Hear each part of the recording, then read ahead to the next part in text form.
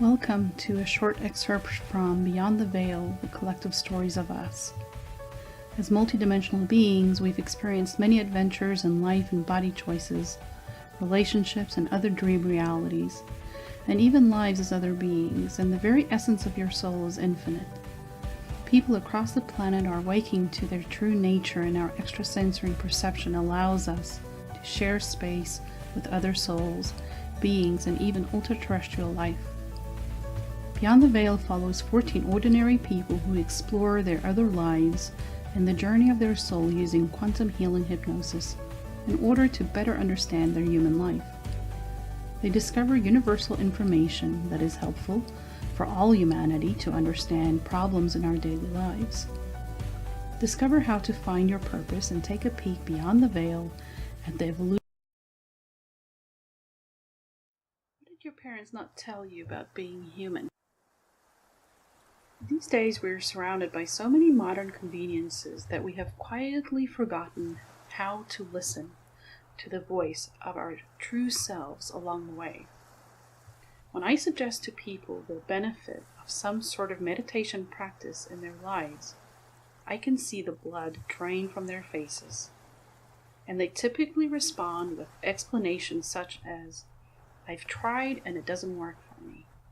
I don't know how, or my mind is just too busy." And who blames them? I certainly know that what it feels like when you try to meditate and it just feels too difficult, or who has time to sit down and force their body into some awkward pose, or take time out of an already busy schedule for a few minutes to quiet a busy mind. If we want to understand the world around us, we have to engage with it. What use is prayer if in the back of our minds we struggle to understand the use of difficult problems in the world? And why can our best scientific minds not create cures to cancer and other terminal illnesses, or find affordable, global, sustainable energy solutions and share them with the rest of humanity? And if energy healing is real, then why are we not healing all illnesses and disease instantaneously? Or should we have shamans as common as mainstream physicians? What is missing? These are all questions which philosophers have tried to answer for centuries with no easy answer. In many ancient civilizations and indigenous cultures that still exist today, you find that they share a common understanding that nature is our best teacher. The spirit of nature in all its forms is essentially invincible and unknowable. Shamanistic cultures around the world, such as the Australian Aborigines, indigenous people of South America, the Native American medicine people, and many others throughout Africa, the Middle East, and Asia, all have in one way or another been able to use sacred herbs and plants to access the mystical supernatural world, where they discovered divination systems that somehow each, in its own unique way, link the very nature of our minds to the nature of time itself, in order to comprehend the cycles of time and even understand the future itself. The future is where we tend to seek the most clarity. And though we may know there is a road, we do not know what the scenery will look like. These cultures have developed entire ceremonies dedicated to exploring the nature of self and the workings of the cosmos. They all reveal that in fact, that we are not separate from nature at all. In Eastern philosophical cultures, meditation have been practiced for eons, whereby they create an entire lifestyle dedicated to the pursuit of knowing. Meditation is considered a fundamental part of exploring the connection to the very essence of life itself, as a resolve to the human condition. While many think we need to have some deep spiritual experience to awaken to some truth, I think it's not necessarily as complicated as we make it today. I am by no means discounting any spiritual path. In fact, I might even encourage it. But I rather want to bring the focus to how do you navigate any path you choose to take. Within you there lies an open road to the nature of self. Spirit is unchangeable. No one can patent it or control it. No one can command you to think a certain way unless you agree. You have access to the divine you and us when you begin to seek inward. This has immense implications for the scientific community, which is all about the material experience. What if time travel is not a physical matter at all? So where does your insight and knowledge come from? What does it have to do with your life? Throughout human history, there are stories of help from higher dimensional planes that share a collective consciousness, essentially us. They help and guide and teach us how to live on this planet because they see the bigger picture. By getting in touch with your heart in cooperation with your rational mind, you can move aside the veil and see for yourself. The difference between an innate natural connection to other dimensional realms and religious practice is that most religions have become ritualistic and fear-based, while prayer has become a beggar's game where we bargain with a god or gods. Believers of many ancient religions appease gods and deities and receive knowledge through the use of herbs and rituals intended to give the partaker direct access to a divine experience. What if there was a way to have that experience and connection without any modification of your chemistry or sacramental practice, where you subordinate yourself? If entire populations had access to medicine that awakened their minds and healed their hearts by revealing their own divine nature, we would live in a fundamentally different world where we would no longer have the need to live by the rules of powerful ruling authorities. This explains why so many mind-expanding substances have been declared illegal. Though I'm not advocating for or against the use of herbs, it is noteworthy that there is a distinct difference between mind-expanding psychedelic herbs still in use today in many native cultures, such as peyote and ayahuasca, to name just a few. In contrast, you have the addictive, disassociative, numbing drugs that shut down the mind, such as opioids and alcohol, or even the potential distractions provided by television, social media, and in some cases, scientific advances that even further separate the mind from the heart. If we are to understand any of it, we are to find a way to unite all the facets in our consciousness and accept that we have guidance from the higher realms of our being. And how do we find this guidance, you might ask yourself?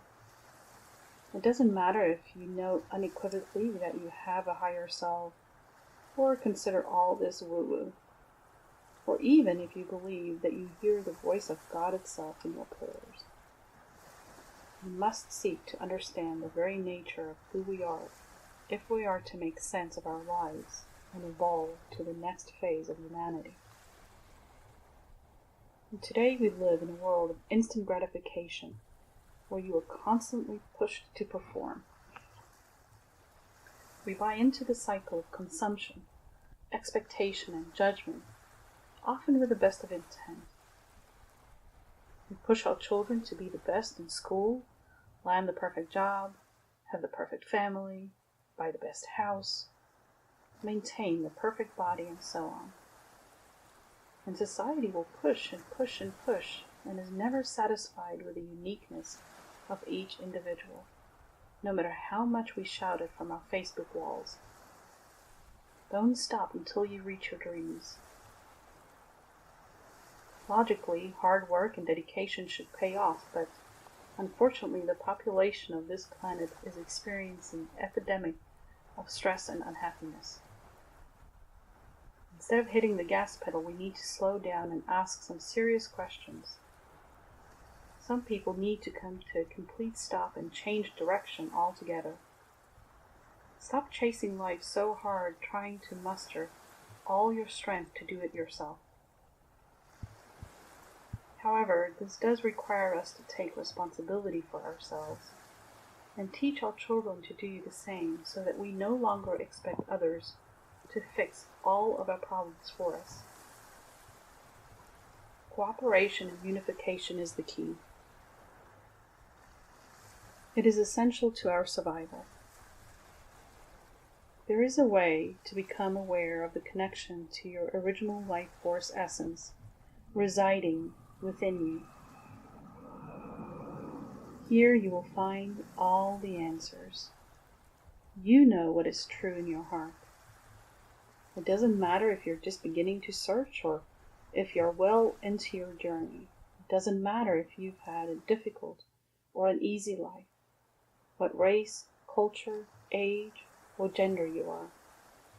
It does not depend whether you live in Cape Town, South Africa, or Marfa, Texas, New York City, or in the Andaman Islands. Nature is the best teacher.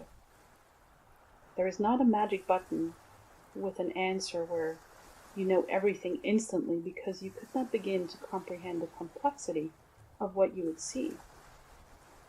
It would mean nothing, and you might even flat out reject it.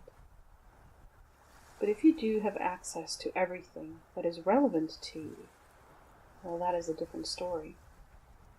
When you turn inward, you will find the answers you've been looking for, and it has been there all along. All it requires is for you to have a balance between a mind willing to listen and a curious heart eager to ask questions. I was trying to remember the first time I became aware of my inner voice. I was always very quiet and an empathic child. I recall the long conversations running through my mind during my half-hour walk home from my primary school, mostly consumed by the thought that this is really ridiculous of my parents to expect me to walk, and I'd much prefer they picked me up. Of course, I didn't realize at age 10 that they had obligations at work, and it simply was impossible. Some days I would hum unknown tunes as I strolled down Robbie Street, thinking to myself how I'm probably just making it all up. But I did enjoy the company with myself. And as the years passed and life experience accumulated, my attention fell elsewhere in my external world. Yet this inner voice would always be my constant companion, with words of encouragement when I felt most alone and lost. I never really gave it a second thought, and in retrospect, I wish I knew then that it was available to help me. It reminds me of a baby that instinctively recognizes the voice of its mother and father, yet has no comprehension of the roles the parents play in providing the baby's basic needs. This was the voice of my higher consciousness, my higher self. Call it whatever you want, it doesn't matter, but it is willing to answer all of your questions when we ask and listen. I didn't always consciously know this and knew that this was what I was experiencing, but nevertheless, at critical times in my life, this voice would rise up through my intuition, so strong that I could not ignore it. All of my experiences are valuable to who I am. All the painful experiences of my past have shaped me into the person I am today. And when I look back, I see a wealth of experiences that help me understand and empathize with other people. All of it has made me strong in innumerable ways. The inner guidance made me aware of information I needed to know, and it was not always what I wanted to hear. And very often I would rebel or reject it. In fact, it was often making me aware of situations that wasn't in my best interest and causing pain. I didn't know that I had to change my perceptions and that I had choice.